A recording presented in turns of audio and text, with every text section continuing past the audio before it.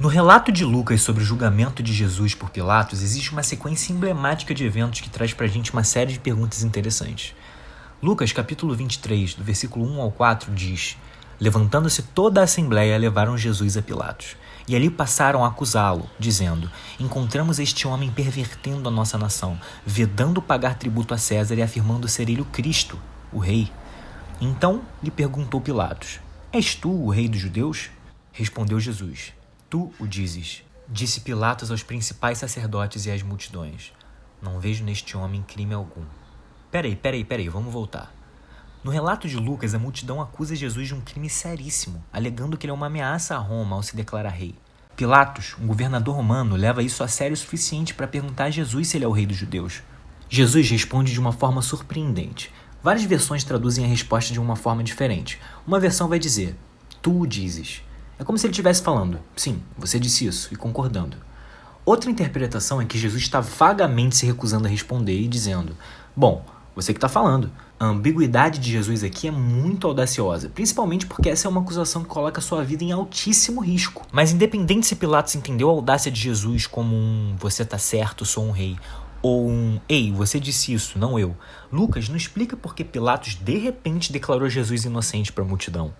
Por que não interrogar Jesus mais aqui? Por que Pilatos agiu dessa forma tão despreocupado em relação à resposta de Jesus, dada a tamanha gravidade da situação? Por que fazer essas perguntas e no final declarar Jesus inocente de qualquer tipo de sedição? Toda essa sequência de eventos é misteriosamente desconcertante por si só. Bom, se você ler João, você vai ver que ele casualmente revela outra parte dessa história no seu relato. Abrindo em João 18, a gente lê: Pilatos tornou a entrar no palácio, chamou Jesus e perguntou: Você é o rei dos judeus?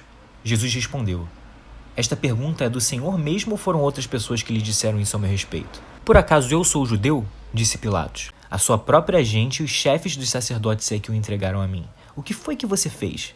Jesus respondeu: O meu reino não é deste mundo. Se o meu reino fosse deste mundo, os meus seguidores lutariam para não deixar que eu fosse entregue aos líderes judeus. Mas o fato é que meu reino não é deste mundo. Então você é rei? Perguntou Pilatos. É o Senhor que está dizendo que eu sou rei, respondeu Jesus. Foi para falar da verdade que eu nasci e vim ao mundo. Quem está do lado da verdade ouve a minha voz.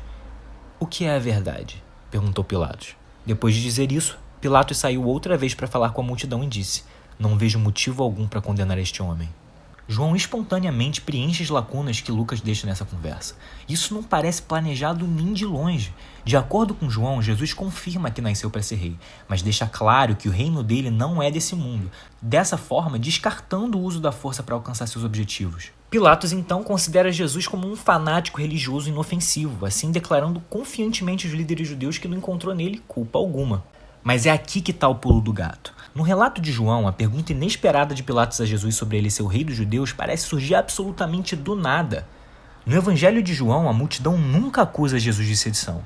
Então, enquanto Lucas apresenta a acusação, mas não a resposta completa, João oferece a resposta completa, mas deixa de fora a acusação inicial.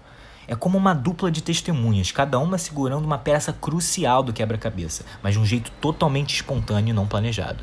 João muito provavelmente não olhou para o relato de Lucas e disse: essa lacuna aqui tá meio estranha, deixa eu inserir que Jesus é um rei espiritual para que Pilatos saiba que ele não é uma ameaça.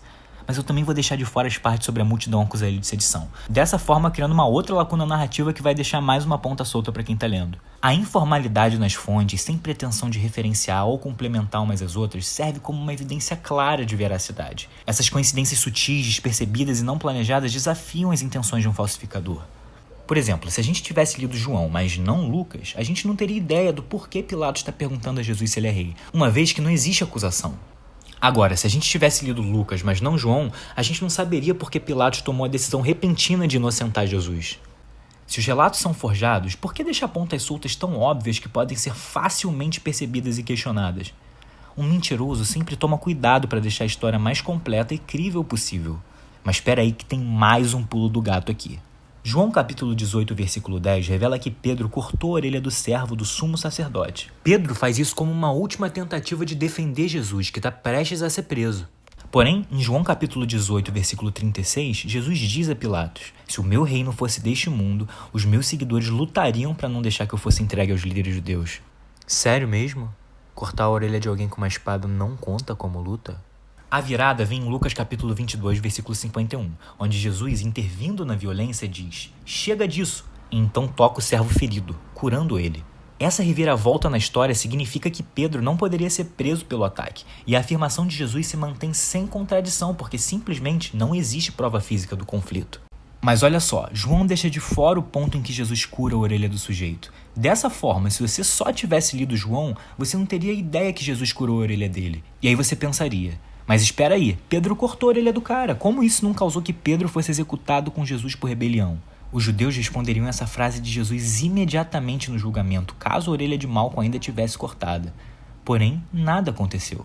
Os judeus nunca retrucaram essa frase, indicando que realmente não haviam provas de conflito. Então João provavelmente não está incluindo esse detalhe sobre os seguidores de Jesus estarem prontos para lutar com base em Lucas. E obviamente Lucas não tinha como saber o que João explicaria depois, nem poderia ter planejado algo para ser explicado no Evangelho de João futuramente. Em relatos genuínos e detalhados de eventos reais, contados por pessoas que realmente sabiam do que estavam falando, a gente pode naturalmente antecipar esse tipo de informação espontânea e interligada.